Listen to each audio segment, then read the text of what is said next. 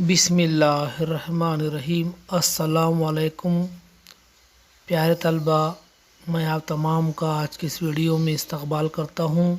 جماعت ہفتم مضمون سائنس سبق نمبر 4 جانداروں میں تغذیہ۔ پیارے طلبہ، اب ہم نباتات میں حمل و نقل کے بارے میں سمجھیں گے۔ Transportation in plants. کدو کی بیل کا 2-3 پتوں کے ساتھ ایک ٹکڑا لے کر تنے کا نچلا حصہ پانی میں رکھ کر کاٹیے۔ ایک بیکر میں تھوڑا سا پانی لے کر اس میں روشنائی کے یعنی سیاہی کے 7-8 قطرے ڈالیے۔ اس میں بیل کھڑی رکھیے۔ اس میں ہونے والی تبدیلی کا مشاہدہ کیجیے۔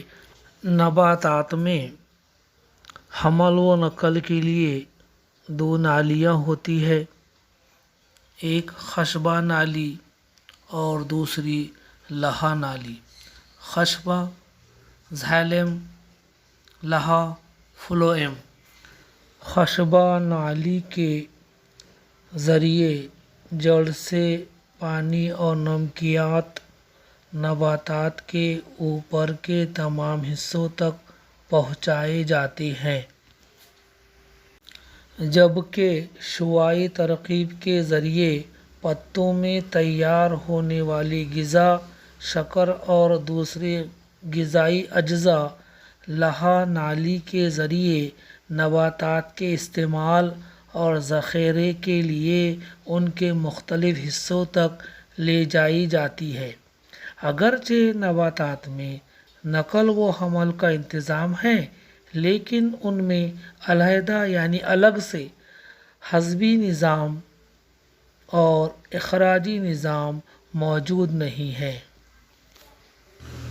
یہاں 2 سوال کیے گئے ہیں۔ سوال نمبر 1، کیمیائی ترکیب کسے کہتے ہیں؟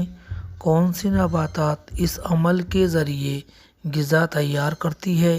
جواب: کیمیائی ترکیب کا طریقہ نامیاتی مرکبات میں استعمال ہوتا ہے۔ خود کفیل نباتات اس عمل کے ذریعے غذا تیار کرتی ہیں۔ سوال نمبر 2، نباتات کون کون سے مادے خارج کرتی ہیں؟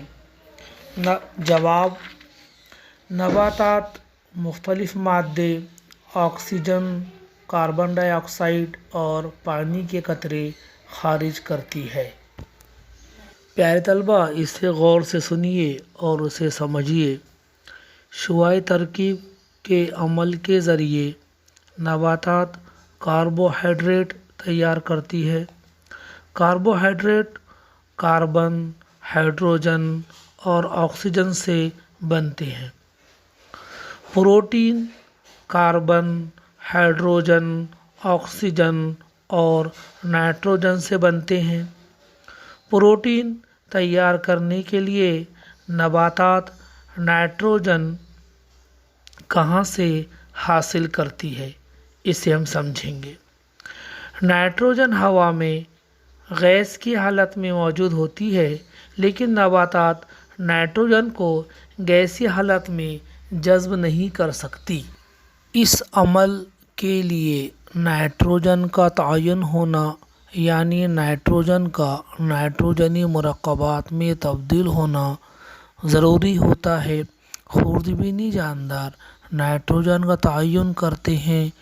نائٹروجن کا تعین 2 طریقوں سے ہوتا ہے، حیاتی اور فضائی۔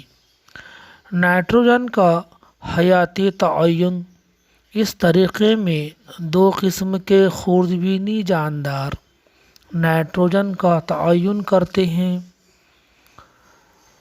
رائزوبیم نامی خوردبینی جاندار 2 دالہ نباتات کی جڑوں پر موجود گاٹھوں میں پائے جاتے ہیں۔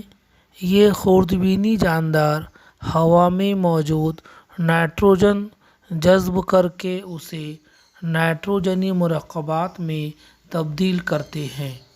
مٹی میں پائے جانے والے ایزیٹوبیکٹر नामी खुर्दबीनी जानदार भी हवा के नाइट्रोजन को नाइट्रोजनी मरकबात में तब्दील करते हैं।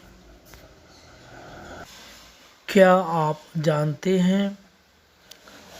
इसे गौर से सुनिए और समझने की कोशिश कीजिए। नाइट्रोजन का फ़िज़ाई तयन। बारिश के मौसम में जब बिजली चमकती है तो हवा की नाइट्रोजन और ऑक्सीजन के दरमियान ताअम्मुल होकर नाइट्रिक ऑक्साइड तैयार होता है। इसकी दोबारा तख्सीद होकर नाइट्रोजन डाई ऑक्साइड बनता है। ये नाइट्रोजन डाई ऑक्साइड बारिश के पानी में हल होकर नाइट्रिक एसिड में तब्दील होता है, जो बारिश के पानी के साथ ज़मीन पर आता है। ये एसिड ज़मीन में मौजूद मुख्तलिफ़ मादनियात के साथ ताअम्मुल करके नमकियात में तब्दील हो जाता है। नबातात अपनी नशोनुमा के लिए इस नाइट्रोजन के नमकियात का इस्तेमाल करती है। हमबाश तग़ज़िया सिम्बायोटिक न्यूट्रिशन। जब दो या दो से ज़्यादा जानदारों के करीबी ताल्लुक़ से नशोनुमा, तहफ़्फ़ुज़ और सहारे में मदद मिलती है तो इस किस्म के तग़ज़िये को हमबाश तग़ज़िया कहते हैं। कुछ दरख्तों की जड़ों के करीब फफूंद नशोनुमा पाती है। दरख्त फफूंद को तग़ज़ियाती मादे फराहम करती है। इसके बदले में फफूंद दरख्त की जड़ों को नमक और पानी फराहम करती है। इसी तरह जब काई और फफूंद एक साथ रहते हैं तो उस वक्त फफूंद काई को आसरा, पानी और नमकियात फराहम करती है।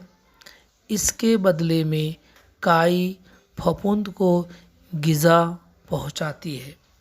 इस तरीक़े से तैयार होने वाली हमबाश नबातात पत्थर फूल है। प्यारे तलबा, मुझे उम्मीद है कि आप इस टॉपिक को समझ गए होंगे। अगला टॉपिक कल लेंगे। अल्लाह हाफिज़।